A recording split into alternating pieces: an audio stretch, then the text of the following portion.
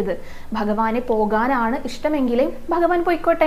സ്നേഹം നമുക്കൊരിക്കലും പിടിച്ചു പറിക്കാനായിട്ട് സാധിക്കില്ലല്ലോ.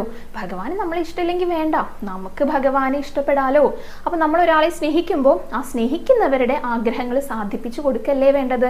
അപ്പൊ ഭഗവാനെ പോകാനാണ് ഇഷ്ടമെങ്കിൽ നമ്മൾ ഭഗവാനെ പോകാനായിട്ട് അനുവദിക്കുകയാണ് വേണ്ടത് എന്നും പറഞ്ഞിട്ട് എങ്ങനെയൊക്കെയോ ആ ദിവസം അവർ തള്ളി നീക്കി. പിറ്റേ ദിവസം അക്രൂരരോടൊപ്പം ഭഗവാൻ പുറപ്പെടുകയാണ്.